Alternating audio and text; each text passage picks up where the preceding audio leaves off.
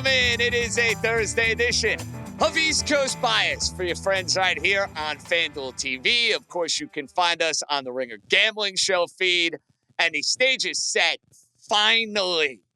Feel like this has just been like this never-ending quest to get to the NBA Finals. A week layoff, but we are here, ladies and gentlemen, boys and girls. The Dallas Mavericks, the Boston Celtics. To break it all down, Joe House, Raheem Palmer, yours truly, John Jastrzemski. House, this is the ultimate battle of head versus heart. I'm not going to lie. I'm not going to sugarcoat it right out of the gate. Boston is a minus 225 favorite to win the series. Boston has been the best team in the NBA all season long. I don't think there's any debating that. Dallas has come on second half of the year. We talked about it on this show, really going back to my trip to Africa in late January, early February, right when the trade deadline happened, the emergence of P.J. Washington, and, of course, having that dynamic backcourt with Luka Doncic and Kyrie Irving, both who have been spectacular here in this postseason. House, with this series price at minus 225, look, I'm not going to lay it, obviously. I want to root for Dallas. First of all, I don't want to see Simmons happy. He has enough. He doesn't need another championship. That's number one. Number two, I can never find myself in a position where I'm rooting for a Boston team. Now, that all being said, I think Boston is better. I think Boston is deeper. I think the Celtics have more ways to beat you. I think 225, I'm okay with it. The more and more I've thought about it, I think the series price is right where it should be. What do you think about that? Yeah, I don't really disagree with the way that you're approaching it, except for the irrational Boston hate. I mean, but that's... Well, I wouldn't say it's irrational. It's very rational, House. You know where I live. Come on, man. It's not irrational. It's very rational. Fair enough. I don't have any particular fondness either, and I went to college in New England and certainly solidified my own dislikes for all those. But look, the assessment, JJ, is the price matched up with the uncertainty that surrounds the player that I think is the most important player in this series, which is Kristaps Porzingis. Because I think that we will know within the first 4 minutes of game one what version of Porzingis we're getting. Now, there's news reports over the last 24, 36 hours that suggest that he's been scrimmaging and that he's mobile and that he looks good. But the price for this series contemplates, I think it builds in a version of the Celtics that has Kristaps Porzingis, has that offense, has the rim protecting presence that he represents.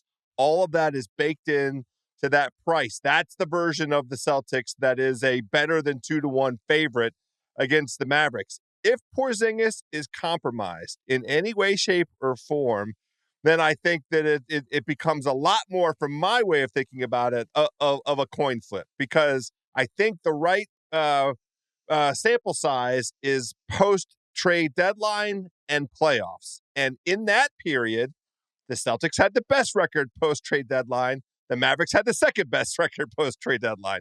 The Mavericks went from a team that was not in the top 10 on offensive efficiency or defensive efficiency inside the top 10, one of only 4 teams post-trade deadline. Of course, the Celtics were there as well. Dallas showed us both post-trade deadline and then once again in the playoffs that they are fine with clutch minutes. They don't mind being in close games, and they can get across the goal line in those close games. So it all, to me, comes down to Porzingis, and so I don't really want to bet it. I feel like I want to live bet. I don't want to bet the series prices. I'm not laying the juice. There's a tiny bit of action I have on some outcomes, but really, Dream, for me, I just want to sort of proceed cautiously. The one bet that I made, and this is not my best bet, we'll get to the best bets soon enough, over 5.5 games. That's the thing I have conviction. I love it. Absolutely love it. House, if this series can't go 5.5, we're never getting enough. Then this is going to go down as one of the worst postseasons we've ever had in NBA history. I mean, we need after the conference finals we just had, we need a lengthy one, Raheem. We need it. It can't be any worse than the NCAA tournament at Fair. this point. Listen, double up on it. You're so right. NCAA tournament stunk too. You're not wrong. But Dream, you look at this series, Boston deeper, a lot more ways to beat you.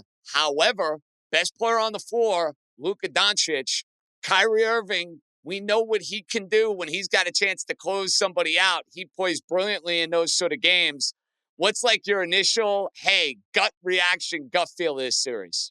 Okay, I want to let everybody know I am rooting for Luka and I'm rooting for Kyrie, but we got to be honest here. The Boston Celtics are one of the greatest teams of all time. You're talking about a team that went 64-18 in a regular season, fifth best SRS of all time, and 76-20. And I think the thing that people are neglecting when it comes to this Boston Celtics team is that they were 12-2 during the postseason, and they missed Porzingis, and they still had the best net rating in the postseason at 10.8. The second best team behind them was the Oklahoma City Thunder at 6.4.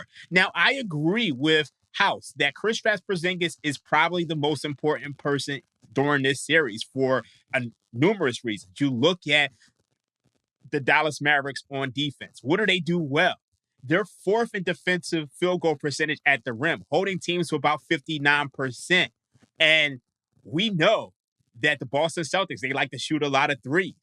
47% of their shots are coming from behind the arc. And who can stretch the floor? Kristaps Porzingis. If you look at the Dallas Mavericks, their big defensive surge, it came against the Los Angeles Clippers. They don't play five out. They have Zubac at center. Who did it come against in the Western Conference Finals? Rudy Gobert. They don't play five out. They got Rudy Gobert a zero on offense. So that's going to change things. So I really like Kristaps Porzingis in this series.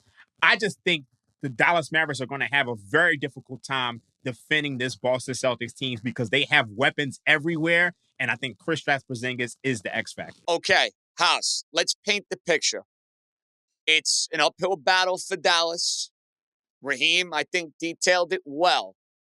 What's the blueprint for Dallas winning this series as a 2-1 underdog, basically? Is it the idea that their backcourt goes and dominates, or is there a different angle that maybe I'm missing here that I should be looking into? What's the blueprint, the way you see it at least, for Dallas to go and win this thing? I think it's the version of the Dallas Mavericks that we saw against the Oklahoma City Thunder, the team that knocks down an exorbitant number of corner threes. I think the corner three is going to be available. Dallas loves to take them. They took them all season long, and they hit a great number of them against Oklahoma City.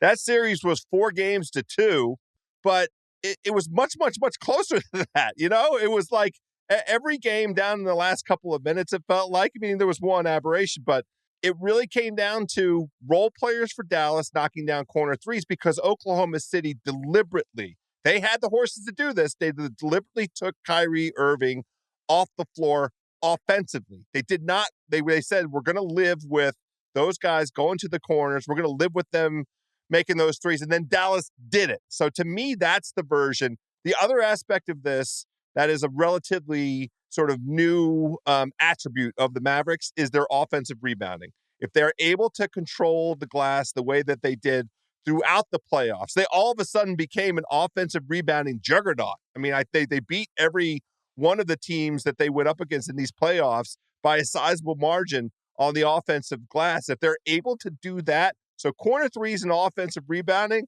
I think, I mean, I'm not trying to be too nerdy in the X's and the O's dream, but really that's kind of the angle that I see. I'm not saying Luka's going to get 30 and Kyrie is going to get, between 19 and 25. So how's Dallas going to win? I think it's got to be in the nitty gritty. Yeah, I think you've hit the nail on the head. Now, the one thing I will say about Dallas is that amongst all playoff and play-in tournament teams, they're 18th in frequency allowed of corner threes. And one thing that we know about this Dallas team is that in their series against the Oklahoma City Thunder, they were letting guys shoot. So they were letting Chet Holmgren shoot. This guy was 6 of 27 from behind the arc. They were letting Dort shoot. He was 13 of 41 from behind the arc. They were letting Jalen Williams shoot.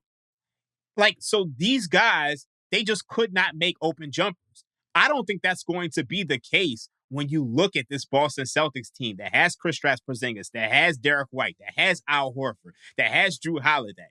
If these guys miss threes, then Dallas definitely has a chance. And I want to remind everybody, one of the only 2 games in which the Boston Celtics lost during the postseason, it was a game in which the Miami Heat went 23 of 43, 53% from behind the arc. And we know the Celtics couldn't make anything from behind the arc in that game. So obviously they probably should have lost a couple of games against the Indiana Pacers. But for the most part, the Celtics lose when they're not making the three and the opponent is hitting the three. And I want to add on one thing.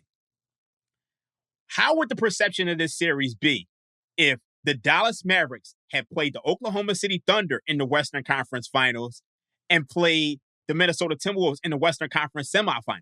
I think a lot of the public is reacting to what they saw last. And I think the Oklahoma City Thunder series is more indicative of what we'll see in this series. And I think the Dallas Mavericks are a public underdog. Well, we never like public underdogs, that's for sure. That's usually where you want to be skittish. And so far this year in sports, from the Kansas City Chiefs to the UConn Huskies, it's been the year of the favorite. Will it be the year of the favorite once again with the Celtics potentially taking down the Dallas Mavericks? There are a lot of different ways we're going to have some fun playing this series. There are like so many different angles on this if you check out the FanDuel Sportsbook website. I mean, you can bet spread -1.5 games. You can bet who's going to be up after 3 games. It gets wonky. It gets fun.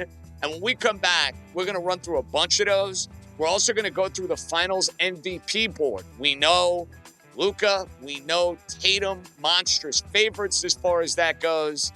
I see maybe 1 to 2 guys that might be worth a little bit of a sprinkle. We got all that covered. Loaded show, East Coast Bias, right here on FanDuel TV and the Ringer Gambling Show. Coming right back.